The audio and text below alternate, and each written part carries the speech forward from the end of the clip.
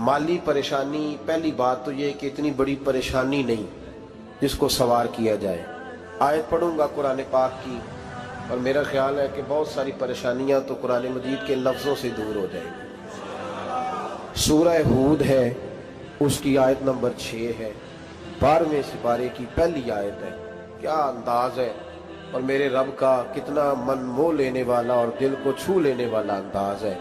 रब करीम ने फरमाया वमा मिन दाब्बतिन फिल अर्द, फरमाया नहीं ज़मीन पर कोई भी ऐसा चलने वाला, ज़मीन पर कोई ऐसा नहीं जो चलता हो, इल्ला अलल्लाहि रिज़्कुहा, जिसका रिस्क अल्लाह ने अपने जिम्मे न लिया हो। ज़मीन पे कोई चलने वाला ऐसा नहीं जिसके रिस्क की जिम्मेदारी रब करीम की ना हो। जिम्मेदारी रिस्क किसकी है? बोल के बताएं, बोल के किसकी जिम्मेदारी है जी? अल्लाह। देखिए गौर फरमाएं, यहाँ मुफस्सिरीन ने एक बात लिखी है इस आयत के तहत कि फरमाया जो ज़मीन पे चलने वाला है उसका रिस्क अल्लाह के ज़िम्मे। फरमाते हैं कि ये अल्लाह ने हमारी अकल के मुताबिक हमसे बात की है, वरना आसमानों में जितनी मखलूक है रिस्क उसका भी अल्लाह के ज़िम्मे ही है। यहाँ जो फिल अर्द के लफ्ज़ है ज़मीन पे, वो हमें समझाने के लिए कि तुमने तो सिर्फ ये दुनिया देखी है ना, तो जिसको तुमने देखा है वो सब खाते अल्लाह का दिया हुआ ही है। तो जो हमने देखा था रब करीम ने उसके मुताबिक हमें समझा दिया। फरमाया कुछ तो तुमने देखे ही नहीं, चलो उनकी तुमसे बात नहीं करते, पर जो तुमने देखे हैं उन सब का रिस्क किसके जिम्मे है? अल्लाह के। मेरे रसूल करीम सैयद आलम सल्लल्लाहु ताला अलैहि वसल्लम कुरान मजीद की जब तर्जुमानी करते, वजाहत करते, तो महबूब पाक सल्लल्लाहु अलैहि वसल्लम भी कोई इश्काल रहने नहीं देते थे, कोई इश्काल नहीं रहने देते थे। मेरे महबूब करीम अलैहिस्सलातु सलाम ने फरमाया अल्लाह पे भरोसा रख के सवेरे निकल जाना रिस्क की तलाश में। किस पे भरोसा रखना है? निकलना तुम्हारे जिम्मे है। ये ना कहना कि घर बैठूंगा तो यही आएगा, निकलना तुम्हारी जिम्मेदारी है। जितनी जिम्मेदारी है वो पूरी करना। अल्लाह पे भरोसा करके निकल जाना तुम्हारी जिम्मेदारी है। रब का जिम्मा है तुम्हें रिस्क देना, वो जरूर तुम्हें रिस्क पहुंचाएगा। या रसूल अल्लाह सल्लल्लाहु अलैहि वसल्लम किस तरह पहुंचेगा? तो जरा हुजूर के लफ्जों का हुस्न भी देखिए। नबी पाक सल्लल्लाहु अलैहि वसल्लम ने फरमाया जिस तरह मौत तुम्हें ढूंढ लेती है ना कि तुम कहाँ मौजूद हो, जब वक्त आता है तो इंसान पाकिस्तान में हो तब भी आ जाता है, जद्दा में हो तब भी आ जाता है, मक्का में हो या मदीना तैयबा में, वक्त फिर भी आ जाता है। फरमाया जिस तरह मौत तुम जहां भी हो तुम तक पहुंच जाती है ना, इस तरह तुम्हारा रिस्क भी तुम जहां मौजूद होते हो अल्लाह वहां पहुंचा देता है, पहुंचा देता है। तो या रसूल अल्लाह सल्लल्लाहु अलैहि वसल्लम किस अंदाज में? तो फरमाया निकल जाना तुम्हारी जिम्मेदारी है। फरमाया सवेरे परिंदे भी निकल जाते हैं और शाम को जब लौटते हैं तो अल्लाह उन्हें पेट भर के रोजी अता फरमाता है।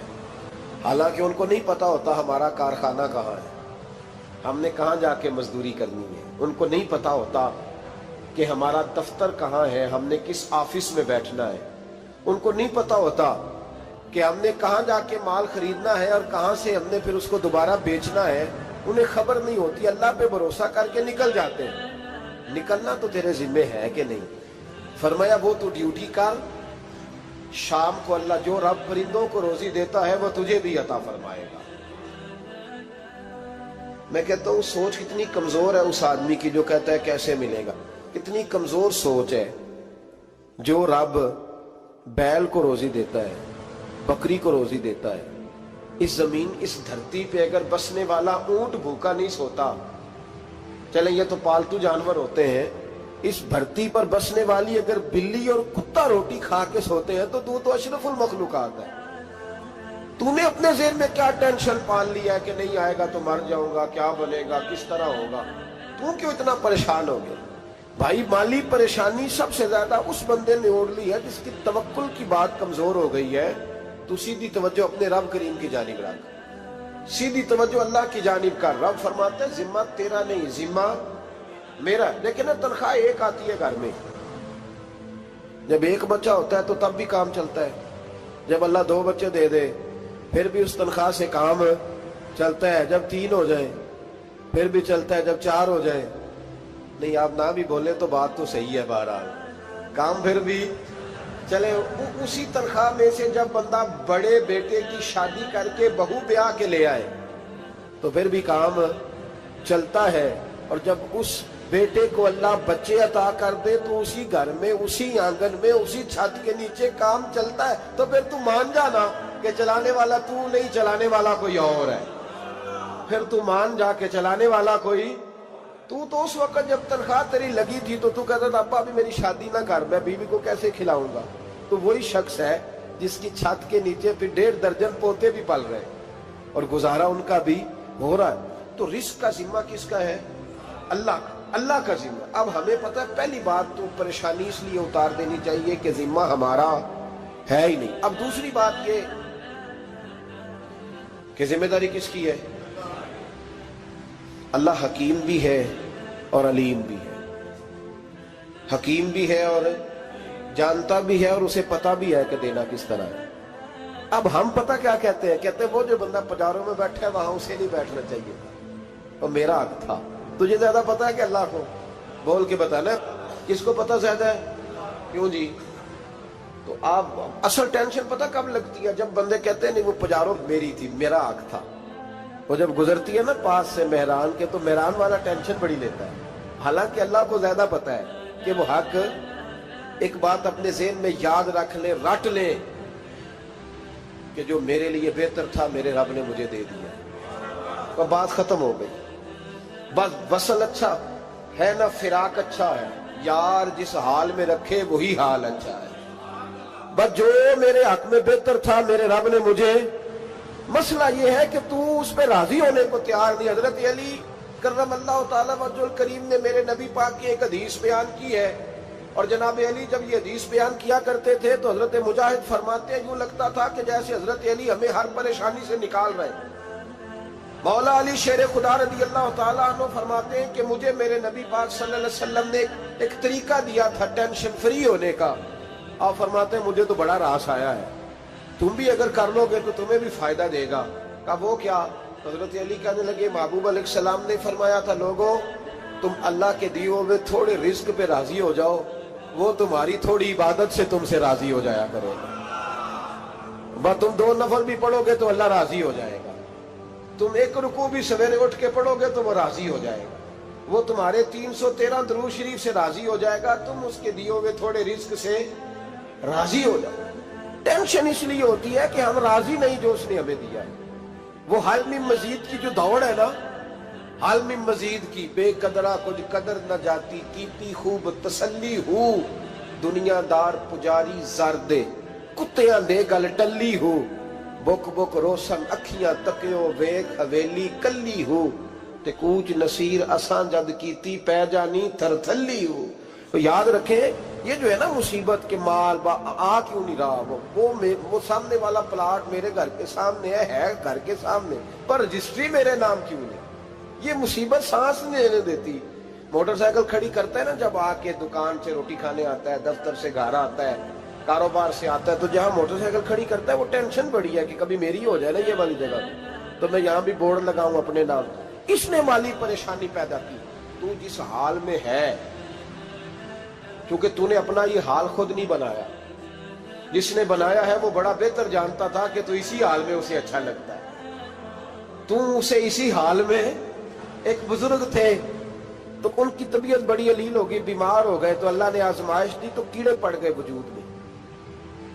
ایک کیڑا یہاں سے کھا رہا تھا، اللہ والے بڑے راضی رہتے ہیں اس کی رضا پہ، تو کیڑا یہاں کھا رہا تھا تو نیچے گر گیا، تو بابا جی نے اٹھا کے پھر وہاں رکھ لیا، کہنے لگے جب اس نے تیری ڈیوٹی مجھے کھانے کی لگائی ہے تو میں اس بات پہ راضی ہوں، تو نیچے کیوں گرتا ہے؟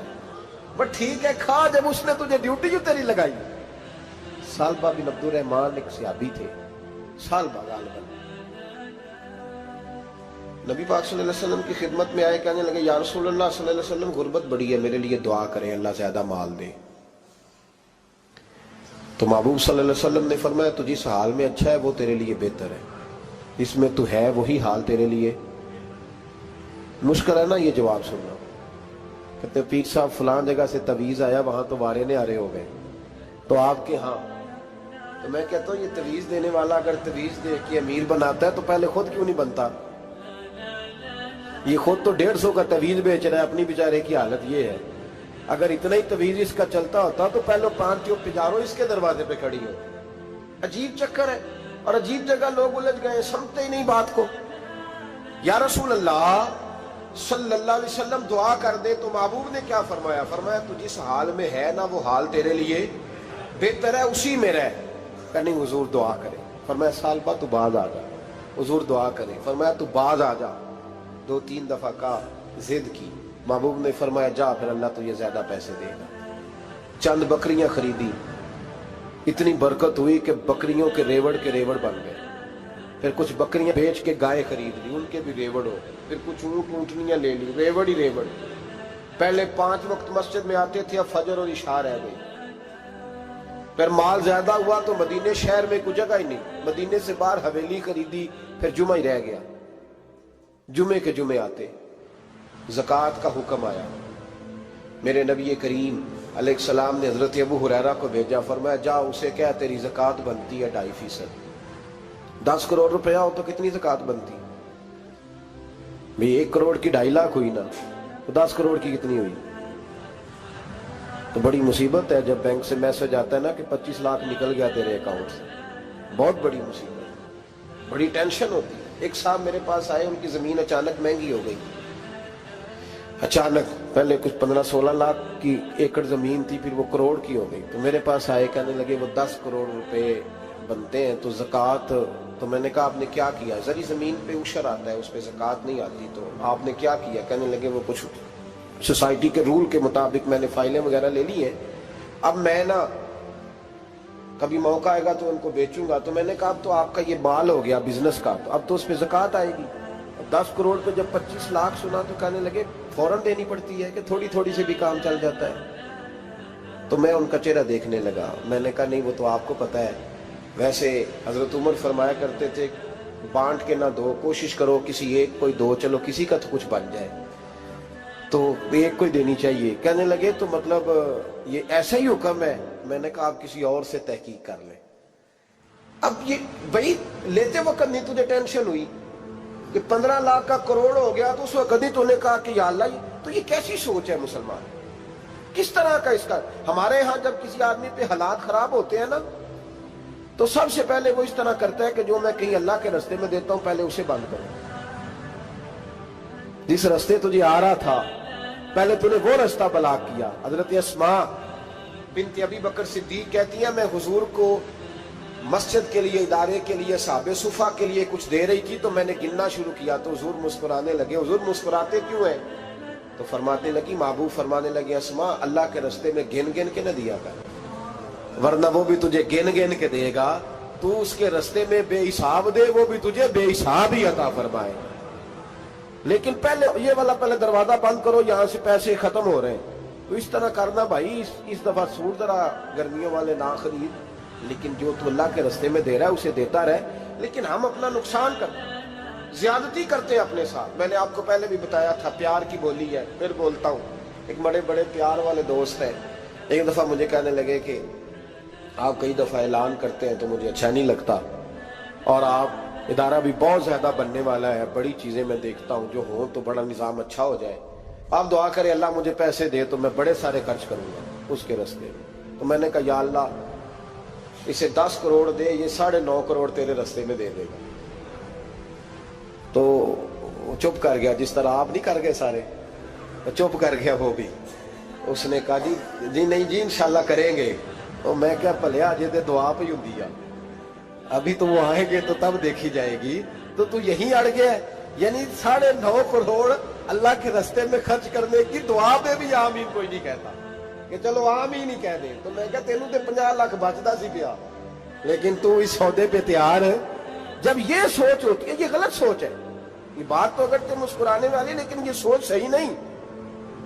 حضرت عثمان غنی رضی اللہ تعالیٰ عنہ کہتے ہیں جس وقت نبی پاک صلی اللہ علیہ وسلم نے اعلان کیا نا جنگ کے موقع پر کہ 800 سپاہیوں کا خرچہ چاہیے، کہتے ہیں میرے پاس 600 کا تھا۔ یہاں ایک روایت میں حضور نے 1000 کا اعلان کیا تو میرے پاس 800 کا تھا۔ جب 2-3 دفعہ نبی پاک نے اعلان کیا تو کہتے ہیں میں نے کھڑے ہو کے کہا یا رسول اللہ پورا 800 میری طرف سے۔ کہتے میں نے 200 سپاہی کا خرچہ ادھار اٹھایا لیکن پورے 2 مہینے نہیں گزرے تھے، رب کریم نے مجھے کئی گنا کر کے پیسے واپس عطا فرما دیے۔ پر بات تو یہ ہے کہ تیری وہاں لو لگی ہو، تو تجارت کرتا ہے ان لوگوں کے ساتھ جو کیا دے سکتے۔ تو سالبہ کے پاس حضور نے پیغام بھیجا، پہلے تو کہا تیرے لیے بہتر نہیں مال، جب اصرار کیا تو بڑی برکت ہو گئی، بڑا آیا تو فرمایا زکوٰۃ دے، 2.5% زکوٰۃ ہے۔ جب سوچا کہ 5 اونٹوں پہ ایک بکری جائے گی اور بڑا سارا مجھے دینا پڑے گا، اب جب غور کیا تو یہ تو نہ کہا کہ میں نہیں دیتا۔ حضرت ابو ہریرہ سے کہنے لگے نبی کریم علیہ السلام کی خدمت میں عرض کرنا کہ میں خود آؤں گا۔ حضرت ابو ہریرہ نے آ کے عرض کی یا رسول اللہ صلی اللہ تعالی علیہ وسلم، حضور وہ کہتے تھے میں خود آؤں گا، تو کہتے ہیں محبوب نے ٹھنڈی سانس لی، فرمایا اسے کہا تھا کہ تیرے لیے مال بہتر نہیں، اب ہلاک ہو گیا، ہائے افسوس ہلاک ہو گیا۔ ان کو بھی تھوڑی دیر کے بعد احساس ہوا کہ یہ میں نے کیا کیا، نبی پاک کو ہی کہہ دیا نہیں ہے، حضور کو کہہ دیا بعد میں آؤں گا۔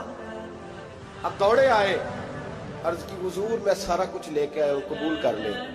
محبوب نے فرمایا گویا بلال حبشی کی خشک کھجور بھی قبول ہے، اور صہیب رومی ایک اٹی باندھ کی لائے تو وہ بھی قبول ہے، اور عمار بن یاسر اور مصعب بن عمیر اگر 2 دینار دے جائیں اور کوئی پرانا جوڑا کسی سپاہی کے لیے چھوڑ جائے تو وہ بھی قبول ہے، لیکن تو اپنا لاکھوں لے کے چلا جا، تیرا کوئی نہیں قبول، معاف کر دیں۔ فرمایا جا معاف کیا، پر پیسے لے کے نہ آنا۔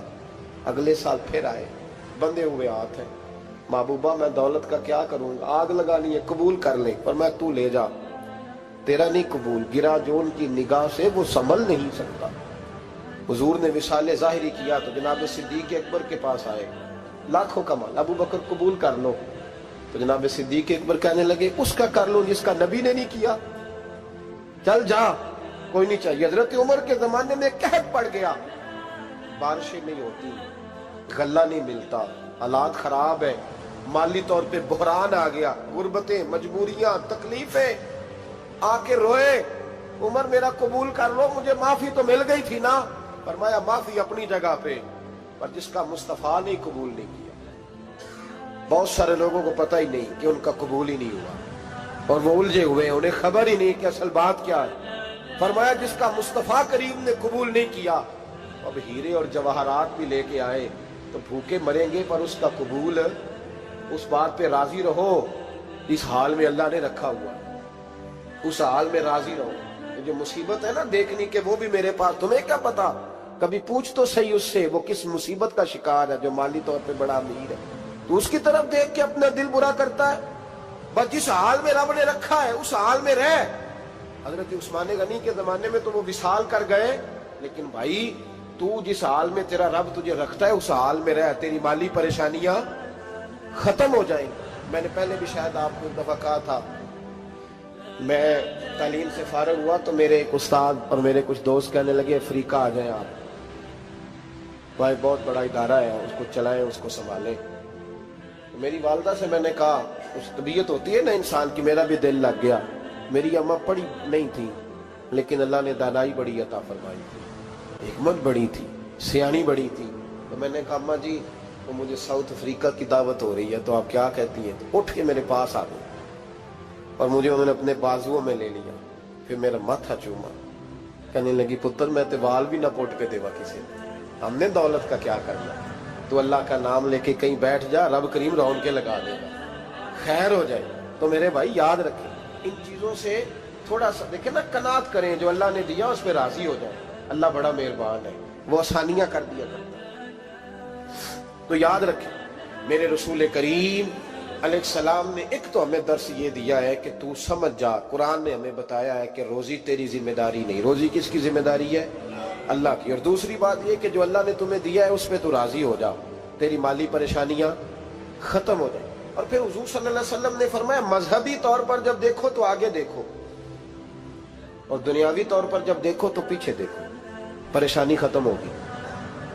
مذہبی طور پر جب دیکھو، جو 5 نمازیں پڑھتا ہے وہ تہجد پڑھنے والے کو دیکھے، اور جو تہجد پڑھتا ہے وہ اشراق چاشت پڑھنے والے کو دیکھے، اور جو بندہ اشراق اور چاشت پڑھتا ہے پھر اس کو دیکھے جو سارا دن مصطفیٰ پہ درود پڑھتا ہے۔ اوپر اوپر دیکھے کہ میں نے اور نیک ہونا ہے اور نیک، اور جب مالی معاملہ ہے تو پھر نیچے دیکھ. اگر تو بیٹھا نا پجاروں پہ تو پھر ٹوڈی والے پہ نظر کر اس کا کیا حال ہے، اور اگر تو وہاں بیٹھا ہے تو دیکھ مہران والا بھی تو گاڑی چلا ہی رہا ہے نا، اور اگر تو وہاں ہے تو موٹر سائیکل والا دیکھ، اور تو وہاں ہے تو پھر سائیکل والے پہ نظر، اور اگر تو سائیکل والا ہے تو پیدل والے کو دیکھ، اگر تو کرائے کے مکان میں رہتا تو پھر جھونپڑی والے کو دیکھ، اور اگر تو جھونپڑی میں رہتا ہے تو پھر بھی پریشان نہ ہونا. کچھ ایسے بھی ہیں جنہیں جھونپڑی بھی نصیب نہیں، جو سڑک پہ لیٹے ہوئے. اور اگر تو تندرست ہے نا تو کبھی جا کے ہسپتال میں دیکھ حال کیا ہے، لوگ کس حال میں. تو ہم شکر نہیں ادا کرتے، اس کا نقصان کیا ہوتا ہے، نعمتیں چلی جاتی ہیں. اللہ فرماتے ہیں لَئِن شَكَرْتُمْ لَأَزِيدَنَّكُمْ، تو شکر ادا کر میں نعمتوں میں اضافہ کر دوں. تو بھائی مالی پریشانی کا تیسرا سبب یہ ہے کہ ہم دیکھتے ہیں مالی طور پر اوپر، تو پھر ہمیں طبیعت بگڑتی ہے. اور پھر مالی پریشانیوں کے کچھ اور اسباب بھی ہیں. امام شافعی فرماتے ہیں جن گھروں میں لوگ فجر کی نماز کے وقت سوئے ہوتے ہیں ان گھروں میں رزق نہیں آتا. آپ فرماتے ہیں فجر کا وقت اللہ کے دینے کا وقت ہے، اس وقت اللہ بانٹتا ہے. حضور صلی اللہ علیہ وسلم کا فرمان ہے نا حدیث میں کہ تہجد کے وقت اللہ پہلے آسمان پہ نزول جلال فرماتا ہے جو اس کی شان کے لائق ہے تہجد کے وقت، اور وہ کہتا ہے مانگو میں تمہیں عطا کروں گا. لینے کی باری آئے تو بندہ سمیٹ سماٹ کے اندر گھس جائے. ہمارے ہاں یہ ہوتا ہے کہ عشاء کے بعد بچے بیٹھتے ہیں موبائل لے کے، تہجد کا وقت آتا ہے تو ان کی آنکھیں بند ہونی شروع ہوتی، تو لینے کے وقت تو سویا تھا، تیرا مسئلہ کیسے حل ہوگا؟ بھائی جب کوئی آدمی خیرات بانٹ رہا ہو تو جو پیالہ پیچھے کر لے اسے ملے گا؟ کہتے اس وقت آنا جب میں بانٹ رہا تھا، اب تو کدھر آ گیا ہے؟ مثال دے رہا ہوں. تو فجر کا وقت مانگنے کا ہے، تو ساری رات تو گزر گئی گیمیں کھیلتے، ٹی وی دیکھتے، اور جو لینے کا وقت تھا تو سو گیا، تو کیسے آئے گا تیرے پاس؟ تو اٹھے سویرے بندوں سے مانگ کے دیکھ لیا، بڑی عزتیں خراب ہوئی. فجر کا وقت اٹھ کے جھولی پھیلائے. میرے رسول پاک علیہ السلام فرماتے ہیں، رب فرماتے ہیں جب بندے میرے آگے جھولی پھیلاتے ہیں مجھے شرم آتی